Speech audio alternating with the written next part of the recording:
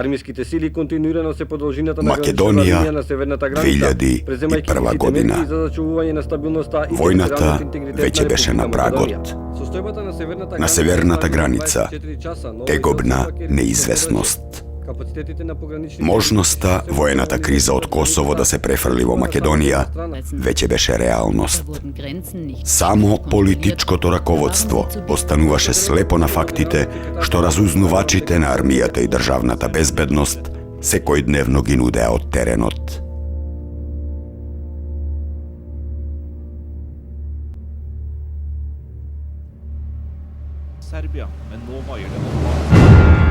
А таму, на северниот и северозападниот појас, длабоко во територијата на Македонија, веќе беа вкопани и подготвени за пролетна офанзива албанските сепаратистички и редентистички бригади.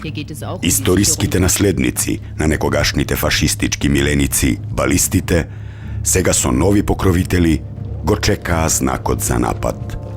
Го чекаа повикот за, како што велеше нивната пропаганда, ослободување на албанските територии од униформата на славомакедонскиот окупатор.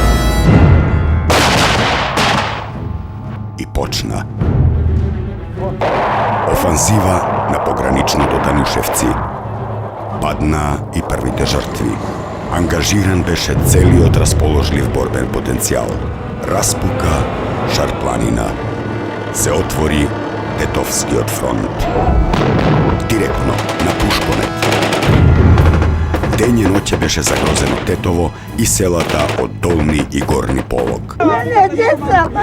Почна и екзодусот на македонското население. Напуштање на пеплосаните куќи, гасење на вековните огништа и пребег во Скопје. Подолги позициони препукувања. Конечно, здружена операција на армијата и полицијата. Освоено е Тетовското кале. Ослободени беа и исчистени од присуството на УЧК шарпланинските села Шипковица, Гајре, Вејце, Селце.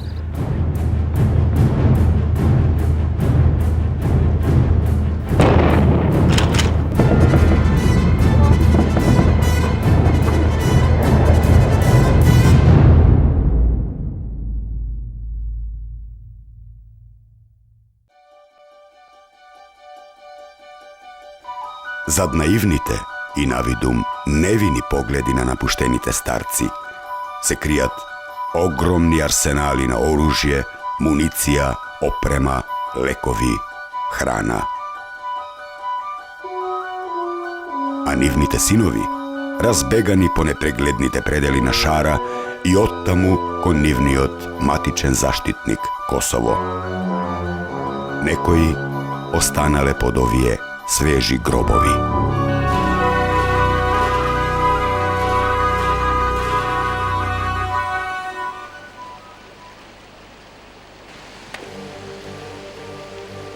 Пукна и во Кумановско. Се отвори Кумановскиот фронт.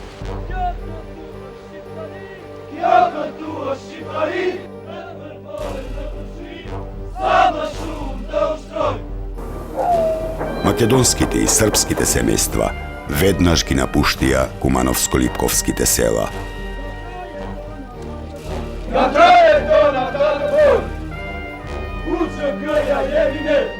Дел од албанското население беше ослободено од заложништво, беше ослободено од опасноста да биде колатерална штета, ослободено од присилата да служи, да даде ден член од семејството под оружје или да плати висока цена од тешко заработениот земјоделски денар. Дел пак остана верно да им служи на самонаречените ослободители и провокативно да се подметне како жив цивилен штит. Et veulent nous présenter ce qu'ils considèrent comme un trophée de guerre.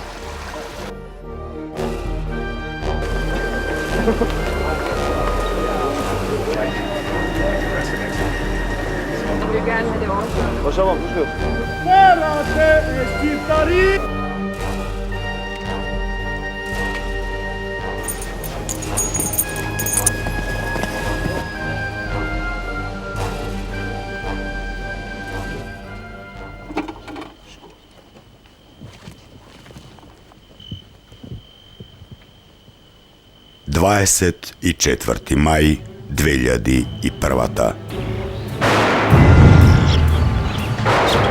Na Sveti Kiril i Metodi, den Spasovden.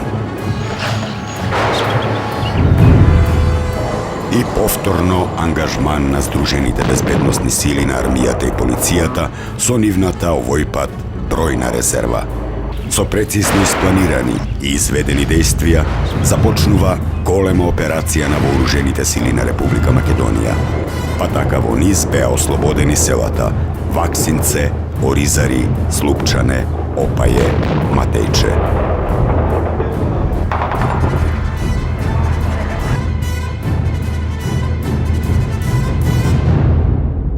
Се стега обрачот и околу Скопје.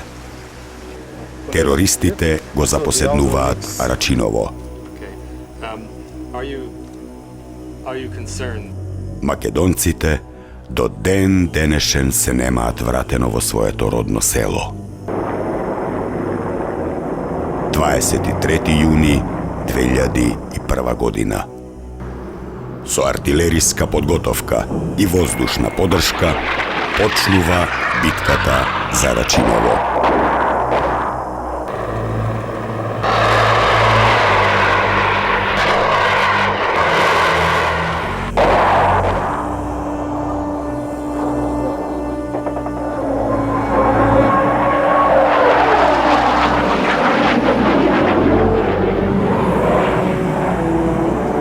Први влегуваат специјалните антитерористички единици Волци и Тигри. Болниците се полнат со загинати и голем број ранети војници и полицајци. Веќе трет ден се водат блиски борби, се освојува куќа по куќа.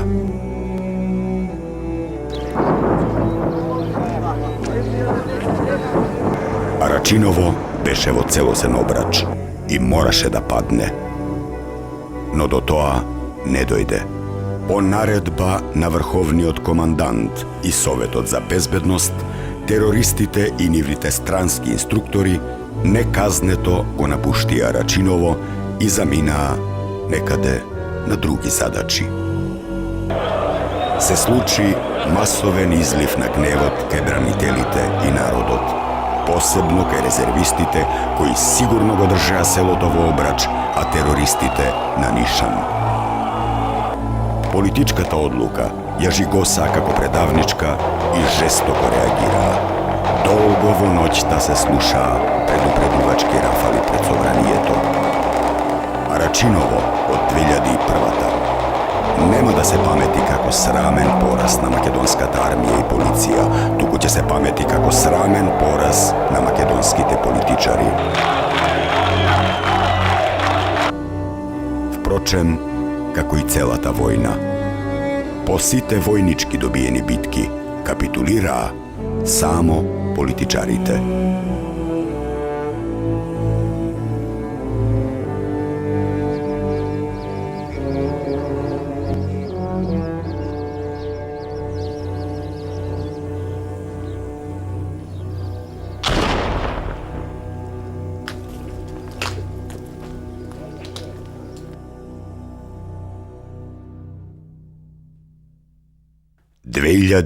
И првата ќе се памети и по крвавите терористички заседи.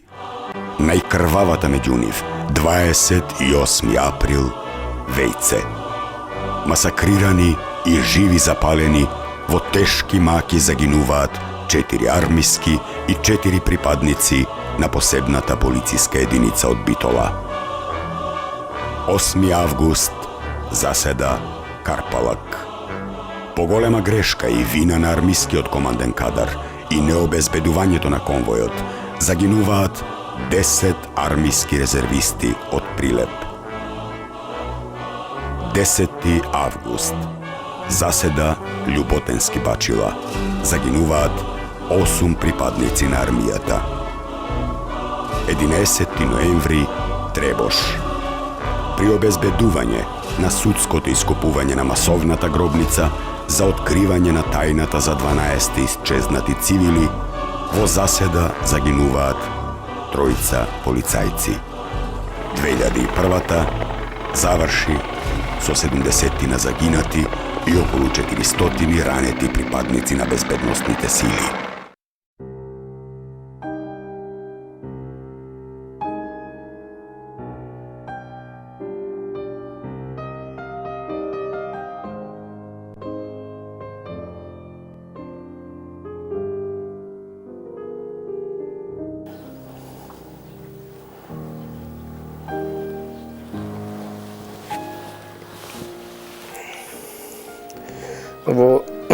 Во 2001 година, кога почнаа немирите во село Танушевци, заминавме таму, во Чтип од првата чета, кај што бевме во батальонот. Првите позиции ни беа во селото Танушевци. Таму негде останавме околу месец дена.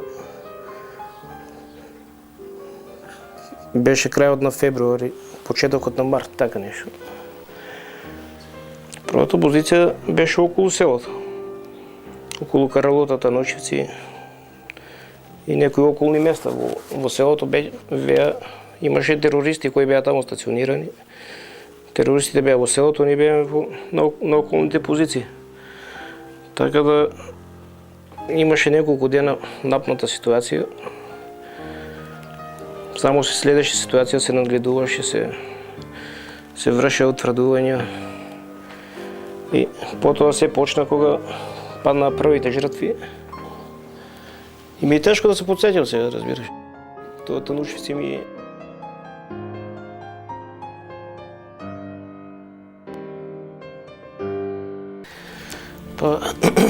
сето тоа се случи на 11.7.2001 година на местото Кодрафура во атарот на село Танушевци. Само неколку дена после така нареченото примирие кое беше тогаш,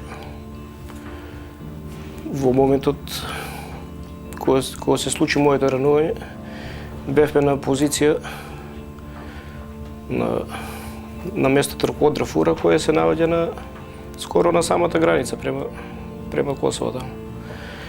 И беше ноќта негде 11:30 часот, 23:30 часот ноќта. Бев јас таму на позиција со еден вод и имаве уште еден водник. Двајца колеги со вод бевме на позиција. И така во 24 часот вечерта требаше да направиме смена, некоја примопредавање, да се замениме. И во 23:30 часот ја направи една обиколка на позицијата на војниците, чисто онака рутинска обиколка, да видам што како е, пред да се сменам со колегата. И после таа обиколка тука застанав на едно место, малку што застанав и одеднашка паднав. Нити слушнав истрел, само паднав и после тоа имаше некој истрел, некој припукување. После тоа, пред тоа, ништо не слушнав. Не ни осетив дека помина преку мене куршум. Само ме стресе тоа некој моментална травма.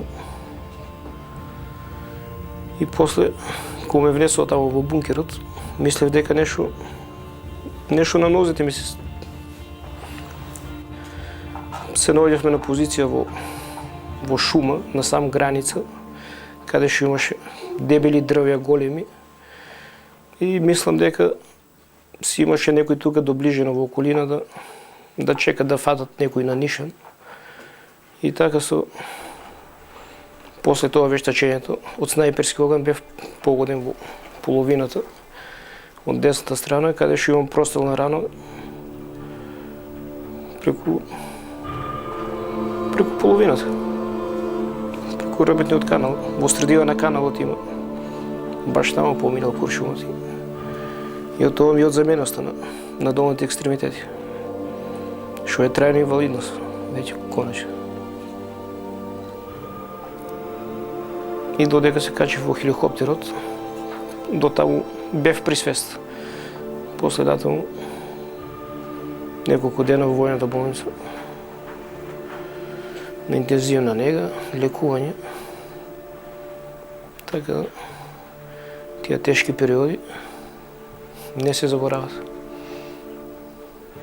Па, после моето ранување во воениот конфликт, бев на лекување во воената болница во Скопје. Таму се задржав негде околу 4 до 5 месеци. Таму ми беше пружено се што можеше да ми пружат. Од персоналот сум задоволен, од негата, од сето тоа. Од медицинскиот персонал мислам дека се што може да ми пружат, ми пружи. Потоа заминав на рехабилитација во Охрид, во Костозгобна болница. Таму исто бев околу 3 месеца. Потоа пак се вратив во воената болница. Уште 2 месеца се задржав таму. Тоа беше лекување без прекин. После една кратка пауза направив околу 2 месеца, па заминав за Словенија на рехабилитација во Словенија, во Љубљана. И после тоа имав и банско лекување во Банско. Околу година дена бев интензивно на лекување со сите терапии, со бански, со физикална терапија. После година дена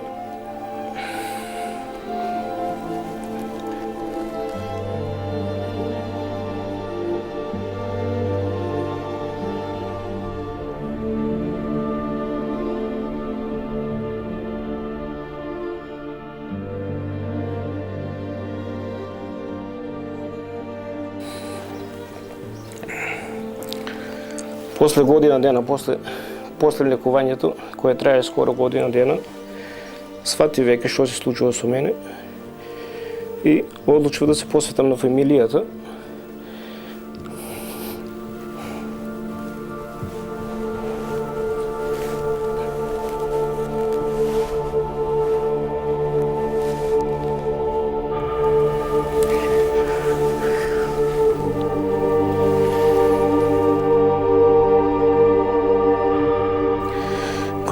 Кога бев ранет во војната, ќерката имаше 8 месеци.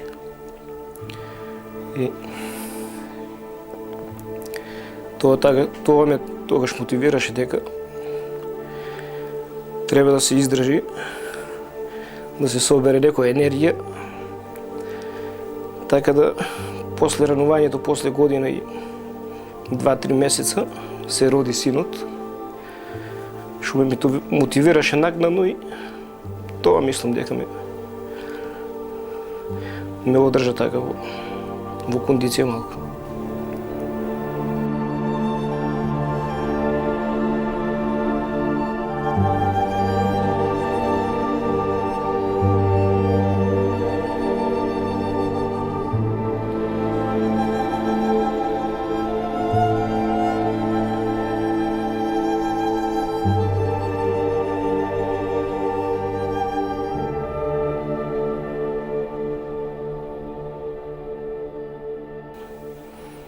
Повеќе време да го посветувам со децата, со малите, со синот и со ќерката, кои имат 5 години и 7. И така се уште со нив додека се помали. Времето со нив си го повеќе поминува.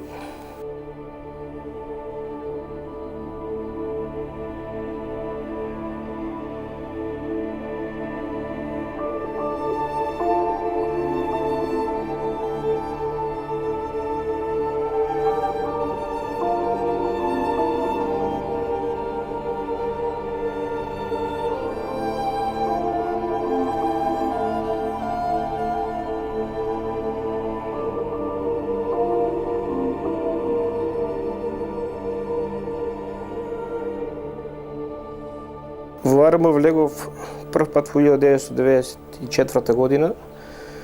Почнав да работам како војник по договор од класата што беа примени како граничари. 2 години работев во Крива Паланка во граничниот батаљон. Потоа бевме предложени за курсирање со курс за водници и од тогаш од 97 сум во првата пешадиска бригада во Штип, во Шкорпионите.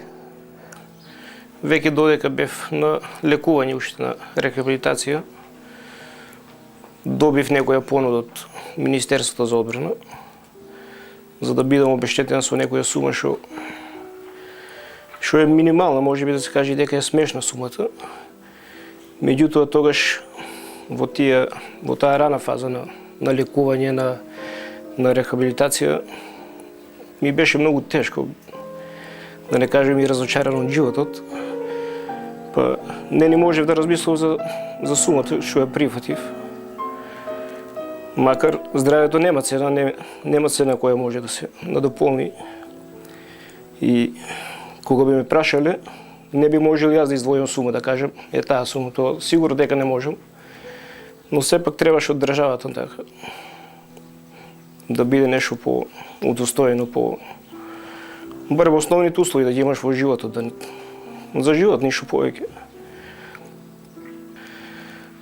3 милиона денари беше сумата која ми беше понудена и која ја прифатив. Друго од државата имам добиено стан 50 квадрати под закуп, кој се уште е под закуп. Па да, запознаја сум дека некои од ранетите се уште немаат ништо добиени. Нити стамбено прашање, нити финансиска оштета. Него, тие се уште во потешка состојба, тоа ми е јасно, али? Тоа е одлука на државата, решение на државата. Треба сепак државата да си веќе поведе рачун. Не поминаа 5-6 години, што доста време помина, а многу малку има направено државата. Но да се надеваме, и мора да се надеваме, дека има луѓе кои ќе сакат да направат нешто, кои ќе направат и сигурно ќе направат. Секој тоа што го заслужил, еден ден да си го добие. Па за работа од армијата конкретно немав понуда. Јас самиот барав. И бев на комисија за скратено работно време. И многу треперам, нервирам се.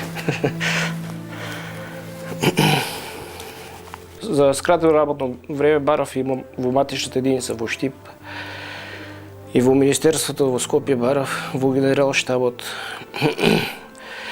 и во воената болница на комисија која бев пратен, барав и од комисијата, но имаше него образложение дека во тоа време, нели, се гаснеше армијата во Делчево, не може да најдат работно место. На друго место не ми ни понудија. Потоа речев да се пензионирам и да не се малтретирам со тие работи.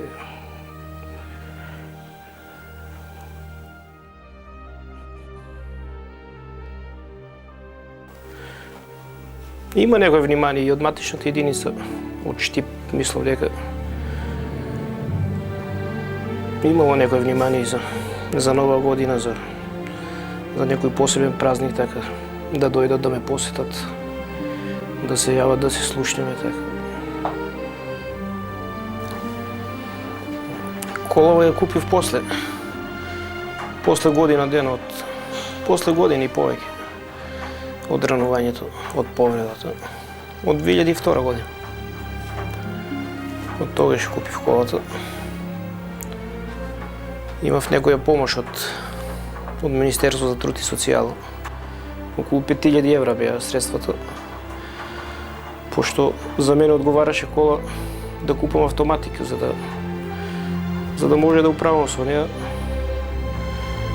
Така после уште 6000 евра платив, за да можем да ја користам. Одиме сегде. Со колата одим сегде возам.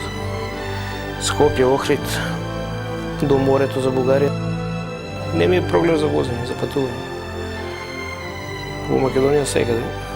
Моите, мајка ми, татко ми живеат во село, така, преку 2 дена, 3 дена. Се околу идам до село, чисто онака да помине денот малку, да се релаксирам. Со децата ќе излеземе на Голак некој ден, на релаксација, на прошетка. Така. Мама.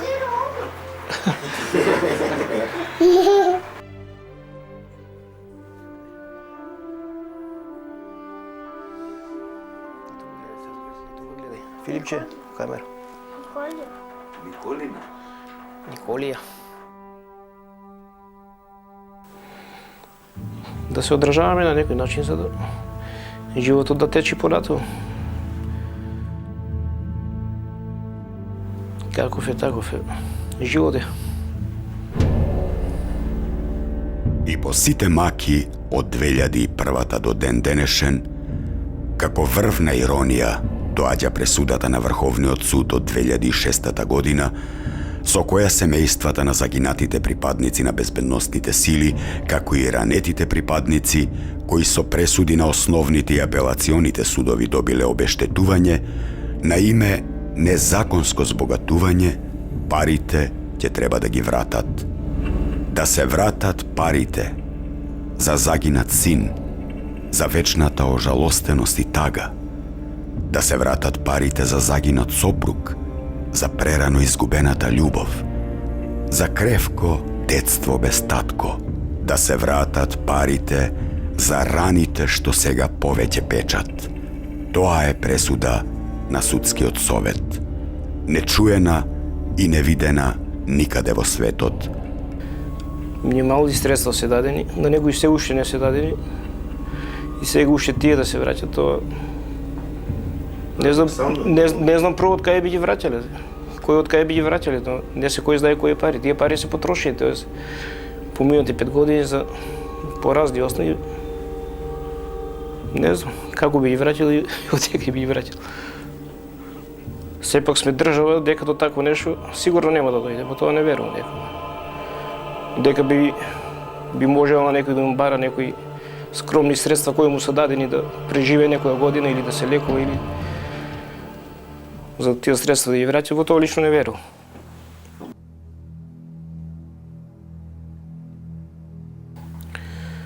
Во село живеат моите. Татко ми и мајка ми во село Драмче. Пензионери си они. Со нешто посебно така не се занимаваат. И они се двајцата со инвалидски пензии.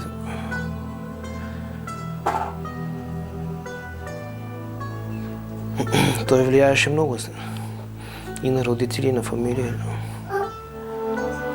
Кога еден болен дома, сите се болни.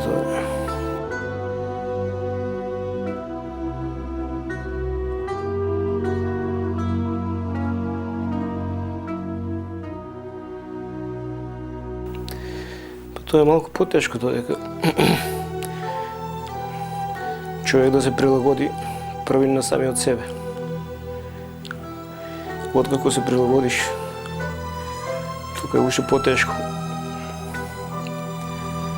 Како околината може да те прими.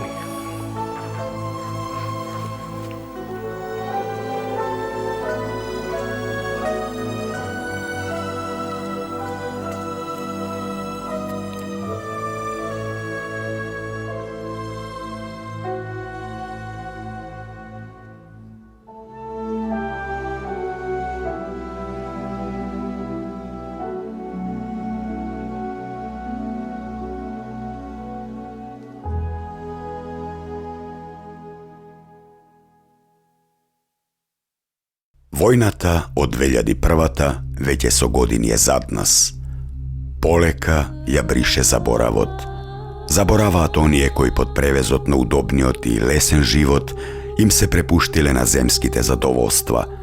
Забораваат и оние кои под спрегите на сиромаштијата мака мачат со секојдневието.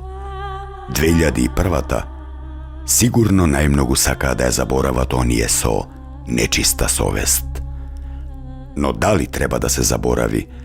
Дали треба да се заборават загинатите, ранетите, психички трауматизираните борци и сите оние кои ја бранеа државата, ги бранеа и вашите домови и вашите деца? Дали треба да се заборави 2001, барем како историска ука и поука, оти тој што не почитува народно искуство и не влече историски поуки, самиот се предодредил за преповторување на старите и правење нови и нови грешки. А некои сеачи на магла пак ќе ви речат: не гледајте во минатото, гледајте во иднината. Ова и беше samo еден наш скромен документаристички придонес со мал поглед врз скорешното минато, за побистар и попродорен поглед кон иднината.